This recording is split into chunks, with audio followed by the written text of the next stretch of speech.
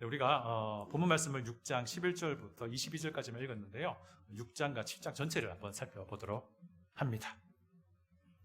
자, 이제 본격적으로 창세기 6장 본문은요, 홍수 심판과 노아의 방주 이야기가 설명이 됩니다. 여러분, 아담의 범죄 이후로 인류는요, 죄로 인해서 점점 더 부패해 갑니다. 소수의 사람들만을 제외하고는요, 가인의 후손이었든 셋의 후손이었든 상관없이 대부분의 사람들이 점점 부패해져만 갑니다. 심지어 그들 마음에 생각하는 모든 것이 다 악한 것으로 여겨질 정도였지요. 그런데 하나님은 참으셨습니다. 하나님은 120년이라는 시간을, 이 긴 시간을 그 부패한 사람들에게 시간을 허락해 주십니다. 회개하라고 돌아오는 기회의 시간을 주셨습니다. 사실 따지고 보면요, 하나님은요 120년뿐만 아니라 약 1500년이란 긴 세월을 그들에게 기회의 시간으로 주신 것과 마찬가지였습니다. 결국 하나님은요, 그럼에도 불구하고 전 지구적인 홍수를 통해서 그 죄인들, 영 돌아오지 않는 그 죄인들을 심판하기로 결정을 하죠. 이것이 이제 노아의 홍수 이야기의 시작입니다. 그런데요, 홍수로 인해서 모든 것들이 다 멸망당한 것은 아닙니다. 모든 사람들이 다 부패해져 갔음에도 불구하고 그 중에 하나님의 눈에서 호의를 발견한 남은 자들이 있었어요. 그들이 바로 노아와 그의 식구들이었습니다. 그래서요, 이 노아의 방주 이야기는 누가 보더라도요, 죽음으로부터, 절망으로부터, 심판으로부터 하나님의 은혜를 입은 자가 하나님의 은혜로 건짐받는 구원의 은혜를 보여준다 라고 할 수 있죠. 그래서요, 우리 그리스도인은요, 이 홍수 심판과 노아의 그 방주 이야기를 읽으면서 어떤 생각합니까? 영원히 죽게 될 나를, 영원히 멸망당해도 싼 나를 예수 그리스도라는 방주, 그 방주로 건져주신 하나님의 은혜를, 하나님의 구원을 연결지어 생각하게 되는 것입니다. 이건 너무나도 자연스러운 결과입니다. 여러분 어떻습니까? 홍수 심판, 노아의 방주 이야기 읽을 때마다, 들을 때마다 어떤 생각합니까? 그런데요, 출애굽 이스라엘 백성들도 마찬가지였어요. 창세기 6장부터 9장까지가 이제 홍수 심판과 노아의 방주를 이야기하는데요, 이때 이 홍수 심판으로부터 하나님이 노아의 식구들을 구원하기 위한 그 방편이 되었던 이 거대한 배를요, 모세오경의 저자이신 성령 하나님은 히브리어 테이바라는 단어로 지칭을 해요. 이게 무슨 의미냐면요, 상자예요, 상자. 이 단어를 우리 한글 성경은 이제 방주라고 번역했죠. 굉장히 번역을 잘했어요. 이게 무슨 의미냐면 네모진 상자 배라는 뜻이에요. 방주가요. 실제로요, 우리가 본문 중에 하나님이 주신 설교도가 나오잖아요. 아주 개략적인 설교도인데 이 설교도를 보시면요, 진짜 상자 모양이에요. 길이가 300규빗, 약 450피트 정도 되고요, 폭이 50규빗, 약 75피트 정도 되고요, 높이가 30규빗, 약 45피트 정도 되고요. 완전 긴 네모진 상자예요. 자, 그런데요, 이 출애굽 이스라엘 백성에게 아주 익숙한 또 다른 사건이 하나가 있는데, 이 사건에서도요, 이 테이바라는 단어가 사용돼요. 방주라는 단어가, 이 테이바라는 단어가요, 성경 전체에서 단 2개의 사건에서만 사용돼요. 첫 번째 사건은 우리가 오늘 읽은 본문의 노아의 홍수 심판과 방주 이야기 나오는 그 방주예요.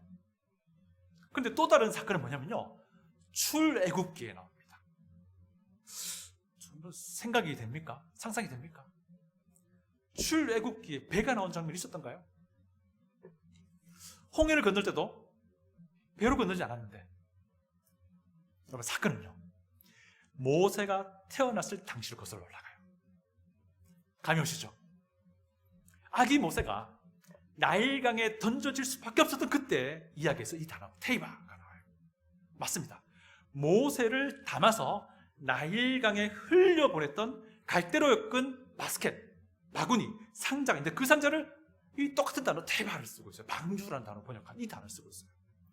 제가 출애굽기 2장 23절 한번 읽어드릴게요. 한번 들어보십시오. 그 여자가, 이 여자는 모세의 어머니 요게벳이시겠죠. 그 여자가 임신하여 아들을 낳으니 그가 잘생긴 것을 보고 석 달 동안 그를 숨겼으나 더 숨길 수 없게 되매 그를 위하여 갈대 상자를 가져다가 역청과 나무진을 칠하고 역청을 칠하고 아기를 거기 담아 나일 강가 갈대 사이에 두고.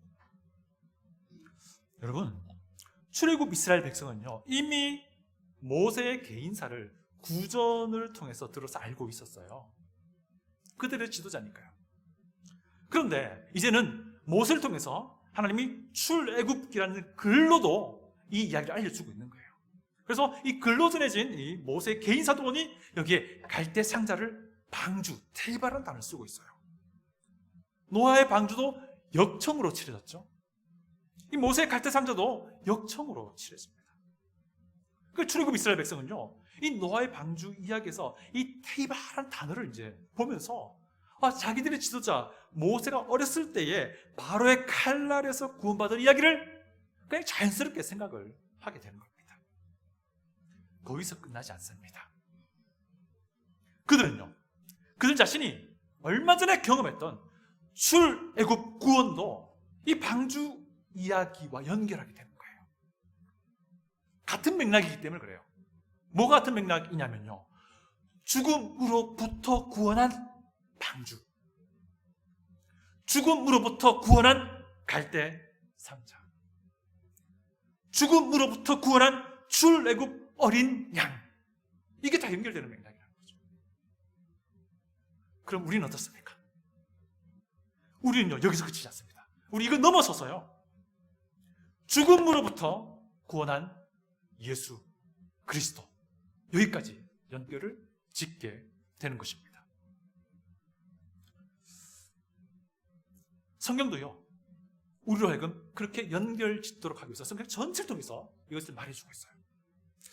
모세가 광야 생활 거의 막바지에 가나안 입성을 이제 목전에 두고, 물론 모세는 못 들어가죠. 그리고 그의 죽음을 앞둔 그 시점이에요. 하나님으로부터 마지막 말씀을 받아서 이스라엘 백성들 출애굽하여 40년간 긴 시간을 보내고 가나안 앞둔 이 이스라엘 백성이 마지막으로 설교를 합니다. 그게 신명기서예요. 자, 이 부분 한번 읽어드립니다. 신명기 18장 15절인데 한번 들어보실래요? 내 하나님 여호와께서 너희 가운데 내 형제 중에서 너희들을 위하여 나와 같은 선지자 하나를 일으키리니 너희는 그의 말을 들을지어다 라고 말해요. 이스라엘 백성 중에 모세 자신과 같은 선지자가 앞으로 오겠다라는 그 예언이에요. 그런데요, 사도 베드로가 사도행전에서 오순절날 굉장히 위대한 복음 설교하잖아요. 그 인연에서 3,000명이나 되는 사람이 한 번에 회심하여 한 번에 침례 수도한 놀라운 역사가 있었습니다. 그때 사도 베드로가요, 이 모세가 예언했던 나와 같은 선지자가 누구인지를 분명히 해석해 줍니다. 사도행전 3장 20절, 22절, 24절 제가 한번 읽어드릴게요. 한번 들어보십시오. 또 베드로가 하는 말입니다. 또 주께서 너희를 위하여 예정하신 그리스도 곧 예수를 보내시리니 모세가 말하되 주 하나님이 너희를 위하여 너희 형제 가운데서 나 같은 선지자 하나를 세울 것이니 너희가 무엇이든지 그의 말을 들을 것이라. 또한 사무엘 때부터 이어 말한 모든 선지자도 이 때를 말하였느니라 라고 사도 베드로가 이것을 설명해 줍니다. 이 때라 함은 예수 그리스도, 그때를 말하는 거죠. 여러분, 이제부터는요 이 홍수 심판과 노아의 방주 이야기 읽을 때 그냥 읽지 마십시오.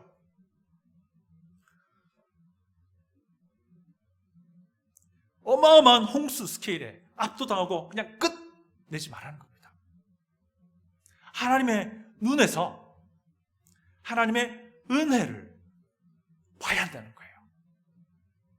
인류 역사 가운데서 나타내신 하나님의 그 크고 다채로운 은혜를, 호의를 볼 수 있어야 한다는 거예요. 죽음으로부터 구원한 방주 이야기, 죽음으로부터 구원한 갈대상자 이야기, 죽음으로부터 구원한 출애굽의 그 어린 양 이야기, 죽음으로부터 나를 구원한 예수 그리스도 그분의 이야기, 이 은혜를 볼 수 있어야 한다는 거예요. 자, 이제 이 기쁨과 감격과 은혜를 가지고 저와 함께 방주 이야기를 살펴보고자 합니다. 그 전에 제가 같이 묻습니다. 우리는 어떤 사람입니까?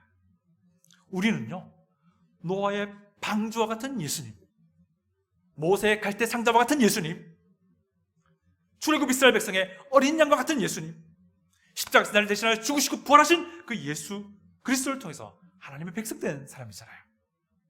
구원받은 하나님의 자녀 아닙니까? 그래서 이제는 우리는 믿음의 길을 걸어가는 그리스도입니다. 여러분, 우리가 믿음의 길을 걸어간다는 것이 과연 어떤 의미일까요? 오늘 노아의 방주를 통해서 우리 그리스도인이 믿음의 길을 걸어간다는 것이 어떤 의미일지를 여러분과 함께 몇 가지 살펴보고자 합니다. 첫 번째는요, 노아의 방주는 인간의 무능력함을 보여줍니다. 여러분, 믿음으로 산다는 것, 믿음의 길을 걸어간다라고 하는 것은요, 나는 무능력한 사람입니다 라고 매일매일 인정하는 삶입니다. 내 속에는 선한 것이 아무것도 없습니다 라고 매일매일 고백하는 삶이에요. 내 안에는 그 어떠한 가능성도 없습니다 라고 인정하는 삶입니다. 하나님, 내 힘으로 하려고 해봤더니 항상 엉뚱한 대로 갑디다 라고 매일매일 하나님께 인정하는 삶이에요. 노아가 처한 상황이 이와 비슷했어요. 노아는 완전 무능력한 사람이었습니다. 그 하나님의 홍수 심판 앞에서. 노아는 아주 부패함이 가득한 세상에서 살았잖아요. 온 세상이 모조리 부패했기 때문에 온 세상을 하나님이 다 부패시켜 버릴 거야 라고 말씀하십니다. 이것이 홍수 심판이에요. 여러분, 11절부터 13절을 보시면요, 같은 단어가 계속 반복됩니다. 부패였다, 부패하여, 부패였다. 그리고 결국 14절에 보면요, 부패시킬 거야 라고 하나님이 말씀하십니다. 한글 성경은요, 멸하리라 라고 번역했어요. 제가 가진 영어 성경 ESV는 destroy라고 번역합니다. 14절에 부패시키라고 제가 말씀드렸던 이 부분. 이게 뭐냐면요, 여기 부패시키라, 멸하리라고 하신 이 단어가요, 사실 그 앞에 부패하여, 부패하여, 부패했다 이 말과 똑같은 히브리어 단어예요. 인간의 죄악이 얼마나 심했으면 하나님이 이런 표현을 쓰시는 것으로 묘사되느냐 하는 겁니다. 인간의 죄악이 너무나도 부패했다는 거예요. 그런데 비단 노아 당시의 사람들만 마음이 전적으로 부패한 것은 아니에요. 지금도 마찬가지잖아요. 모든 사람이 다 노아 때와 같이 그렇게 전적으로 부패한 마음으로 살아가요. 그래서 로마서는요, 이 부패한 인간을 이렇게 말합니다. 의인은 없나니 단 한 사람도 없다 말해요. 그들의 발은 피 흘리게 바쁘다라고 말합니다. 그 이유가 무엇인지 로마서는 말합니다. 하나님을 두려워하지 않기 때문이라고 말합니다. 여러분, 우리는 전적으로 부패한 존재이기 때문에 하나님께 이렇게 고백할 수밖에 없는 것입니다. 나는 전적으로 부패한 존재이기 때문에 나는 또한 전적으로 무능력한 존재입니다. 내가 할 수 있는 것이 아무것도 없는 거예요. 하나님, 나는 구원을 위해서 내 힘으로 할 수 있는 것이 아무것도 없습니다. 이거예요. 노아 때 사람들은요, 그들이 이 홍수 심판으로부터 건진받을 그들의 능력은 아예 없었어요. 심지어 노아도 없었어요. 여러분, 홍수는요, 전 지구적으로 일어난 사건입니다. 그 누구도 이 홍수 심판에서 자기 힘으로 살아날 자가 없었다는 얘기예요. 여러분, 5개월간 물이 계속 불어났어요. 방주가 아라산에 도착하기까지 7개월이 더 걸렸어요. 총 370일간 지속되었습니다, 홍수가요. 그래서 모든 산들이 다 덮였는데 최소 15규빗 정도 덮였어요. 한 6핏 정도 덮였습니다. 그래서 이 홍수는 전 지구적으로 일어난 사건입니다. 이 홍수는요, 국지적인 그런 천재지변이 아니에요. 이 천재지변을 뛰어넘는 기이한 사건이었어요. 그래서 홍수에서 자기 힘으로 살아날 자는 전혀 없는 거예요. 전혀 없어요. 모세도 마찬가지죠. 모세의 부모가 할 수 있는 것이 있었습니까? 없었어요. 애굽의 그 바로왕의 폭력 앞에 아기 모세는 죽을 수밖에 없는 상황이었어요. 출애굽 이스라엘 백성도 마찬가지였습니다. 하나님이 모세를 통해서 그들을 인도하기 전까지 그들은 아무런 능력도 아무런 의지도 없었어요. 우리도 마찬가지였습니다. 우리의 구원을 위해서 내가 할 수 있는 것이 아무것도 없는 사람이었습니다. 여러분, 이걸 인정하지 못하기 때문에 사람들이 예수님을 믿지 못하는 거예요. 자기 안에 선한 것이 있다고 생각하기 때문에 사람들이 예수님을 거부하는 겁니다. 자기 안에 선을 행할 능력이 있다고 생각하니까 사람들이 예수님을 거절하는 겁니다. 여러분, 그리스도인이라 하면요, 이거 인정한 사람이라는 뜻이에요. 이거 인정하고 나면요, 예수님께로 나아갈 수밖에 없는 상황으로 내몰려지게 됩니다. 이걸 인정하면요, 예수님께로 나아갈 수밖에 없는 상황에 처해진단 말이에요. 노아가 그랬습니다. 노아에게 유일한 길은요, 하나님이 말씀하신 대로 방주 만드는 것밖에 없었어요. 왜냐하면 그 홍수 앞에 자기가 할 수 있는 것이 없었기 때문에. 노아가 보기에도 하나님 주신 그 처방전 말고는 방법이 없는 거예요. 그래서 노아는 하나님이 말씀하신 대로 다 준행합니다. 여러분 6장 22절과 7장 5절 보면요, 노아를 이렇게 표현합니다. 다 준행하였더라. 다 준행하였더라. 노아가요, 자기 안에 무언가 능력이 있다고 생각했다면요, 이 방주 안 만들어요. 왜냐하면 그 당시 사람들이 이 방주 자체를 이해할 수 없는 이 거대한 상자 모양의 배를 노아가 만들 이유가 없어요. 여러분, 우리는요, 죄와 사망으로부터 우리를 건질 것이 내 안에 아무것도 없다는 것을 인정했기 때문에 구원의 은혜를 입은 것입니다. 이 원리는요, 또한 우리가 구원받은 삶을 살아가는 지금도 유효합니다. 지금도 마찬가지라는 겁니다. 내 안에 선한 것이 아무것도 없지만 예수님의 그 선한 보혈을 보시고 나를 선하다고 여기시는 하나님을 내가 알기 때문에 지금도 하나님과 그분의 말씀 앞에서 그분이 사랑하시는 다른 친구 그리스도인들 앞에서 우리가 겸손하게 있는 겁니다. 이것이 믿음의 길을 걸어가는 것입니다. 두 번째, 노아의 방주는요, 완전히 내어맡김을 보여줍니다. 노아는요, 이 고페르나무라는 것으로 어마어마하게 큰 상자 모양의 배를 만듭니다. 구조는 3층이었어요. 그리고 지붕에 닿을 듯한 정도의 높은 위치에 창을 냅니다. 아마 구멍을 뚫었겠죠. 그리고 역청을 칠해서 방수 처리도 합니다. 하나님이 일러주신 그대로 다 준행한 거예요. 각종 짐승들도 방주에 싣습니다. 그리고 먹을 음식도 준비하여 싣습니다. 이것 또한 하나님이 말씀하신 그대로 준행한 것입니다. 드디어 문이 밖에서 안으로 닫혀버립니다. 성경은 이것을 이렇게 표현해요. 하나님이 문을 닫았다라고 기억해요. 그리고 7일 뒤에 홍수가 시작됩니다. 그런데요, 이 홍수의 요동과 홍수의 경랑이 얼마나 강력했는지 성경은 표현합니다. 꼭 마치 온 세상이 천지창조의 첫째 날과 둘째 날로 거꾸로 되돌아간 것과 같이 묘사를 하고 있어요. 7장 11절을 한번 볼까요? 7장 11절 우리 다 같이 한번 읽어볼게요. 성경을 펴셔서 한번 읽어봅니다. 7장 11절입니다. 시작. 노아가 600세 되던 해 둘째 달 곧 그 달 11의 날이라. 그 날에 큰 기품의 샘들이 터지며 하늘의 창문들이 열려. 여러분, 큰 기품의 샘들이 터졌다라는 이 표현 여러분 기억나시죠? 땅이 혼돈하고 공허하며 흑암이 깊음 위에 있었던 창조의 첫째 날을 기억하게 하는 문구예요.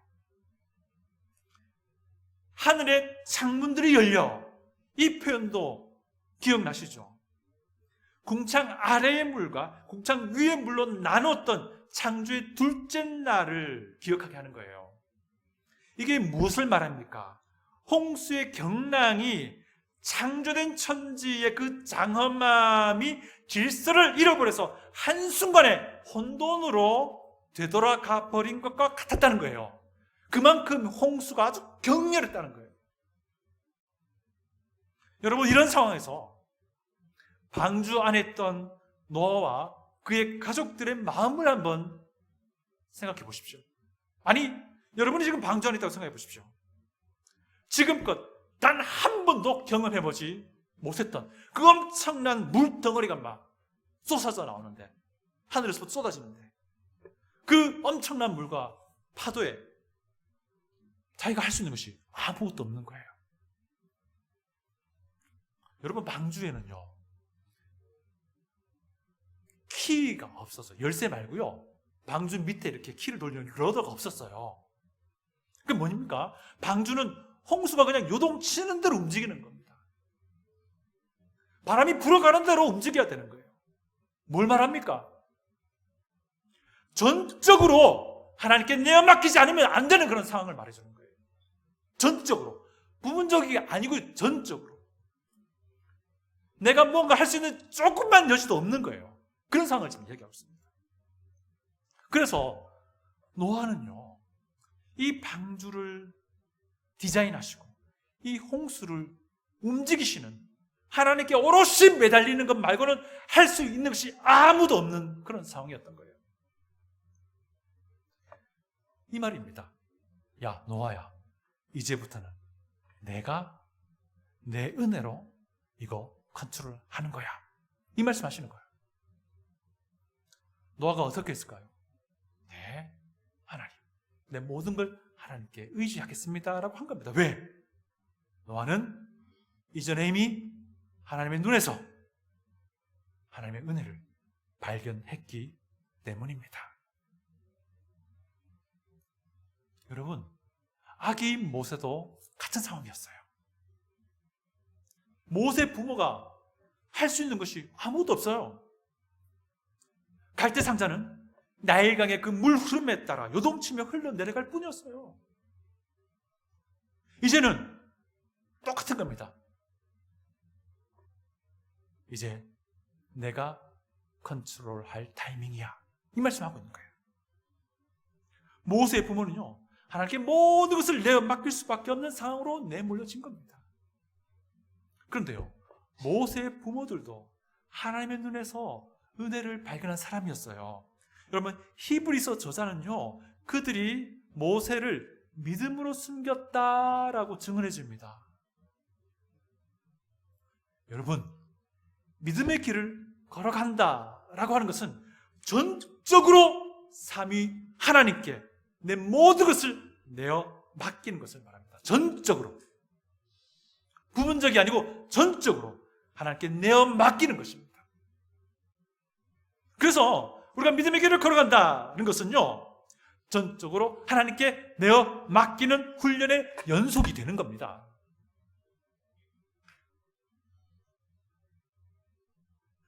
여러분, 우리가 하나님의 눈에서 호의를 발견한 사람이라면, 은혜를 발견한 사람이라면요, 이제 그 하나님께 내 모든 것을 전적으로 내어드리는 사람이 되어야 하는 겁니다. 내 생각도 내어드려야 하고요, 내 뜻도 내어드려야 하고요, 내 의견도 내어드려야 하고요, 내 고집조차도 내어드려야 하고요, 내 모든 것들을 다 내어드려야 할 사람인 거예요. 이게 믿음의 길을 걸어가는 겁니다. 이게 믿음의 길을 걸어가는 거라고요. 그렇게 믿음의 길을 걸어가다 보면요, 우리가 구원받았을 때, 우리가 생전 처음으로 하나님의 눈에서 보았던 그 은혜를 더 깊이, 더 진하게 경험하게 되는 거예요. 이렇게 살아가면 우리가 첫사랑 잃어버릴 일이 전혀 없는 거예요. 여러분, 이거 아십니까?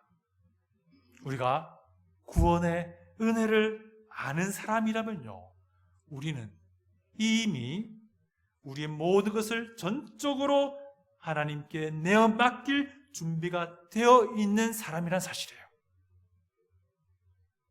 여러분, 예수 그리스도를 구주로 믿는다라는 것은 어떤 의미겠습니까?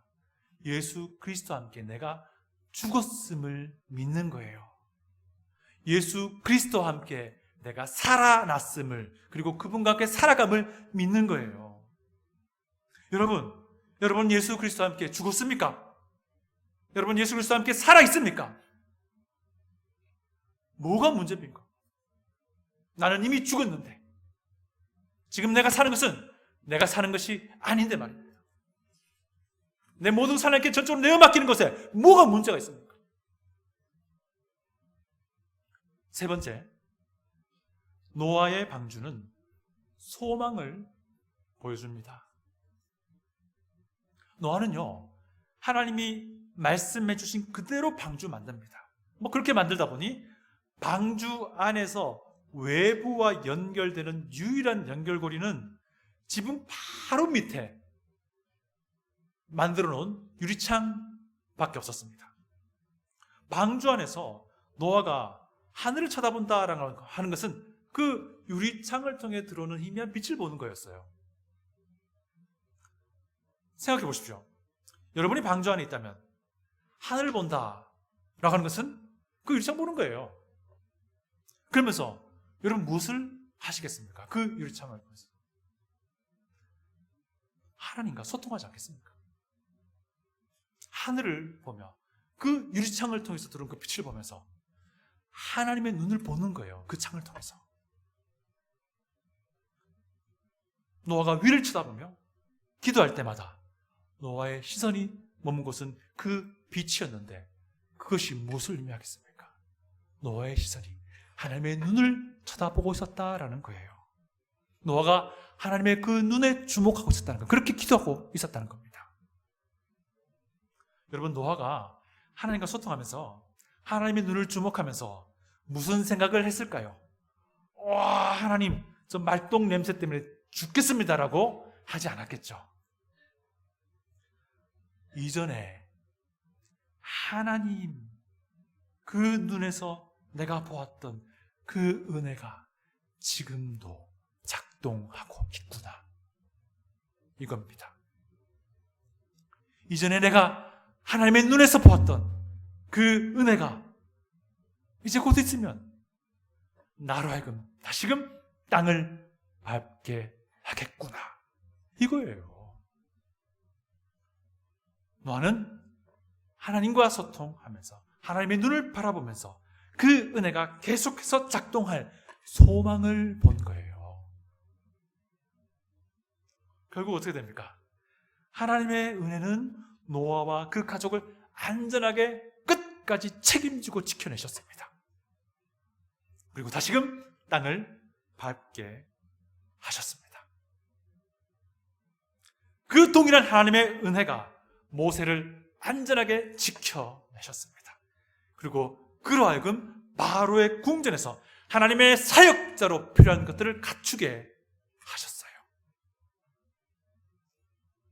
하나님의 그 은혜가, 동일한 그 은혜가 출애굽 이스라엘 백성을 구원해 내셨습니다.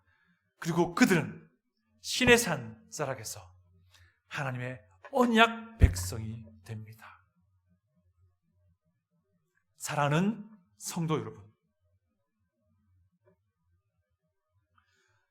믿음의 길을 걸어간다라고 하는 것은요, 나는 완전히 무능력한 존재입니다라고 매일매일 고백하며 인정하며 살아가는 것입니다. 여러분, 믿음의 길을 걸어간다는 것은요, 내 모든 것들을 전적으로 하나님께 내어 맡겨 드리는 것입니다. 믿음의 길을 걸어간다라고 하는 것은요, 하나님의 그 은혜가 나의 소망이 됨을 기대하며 살아가는 것입니다. 사랑하는 성도 여러분, 우리는 예수 그리스도와 함께 죽었습니다. 우리는 예수 그리스도와 함께 살아났습니다. 우리가 믿음의 길을 걸어가는데 무엇이 문제가 됩니까? 문제될 것이 없어요. 그래서 우리는 믿음의 길을 걸어갈 모든 준비가 완료된 사람입니다. 그리스도 안에서. 그래서요, 이 믿음의 길을 걸어갈 우리가 해야 될 일은요, 딴 거 없어요. 예수 그리스도, 그분을 내 마음에 항상 품고 살아가는 거예요. 항상 기억하는 거예요. 항상 묵상해내는 겁니다. 이것만 제대로 하면요, 우리는 성공한 그리스도인이 되는 거예요. 노아의 방주이신 예수 그리스도, 모세의 갈대상자이신 그 예수 그리스도, 출애굽 이스라엘 백성의 어린 양이신 그 예수 그리스도, 나와 함께 죽으셨고 이제 나와 함께 살아계시는 예수 그리스도, 그 예수님을 항상 바라보며 함께 이 믿음의 길을 걸어 나갈 수 있기를 축복합니다. 다 같이 기도하겠습니다.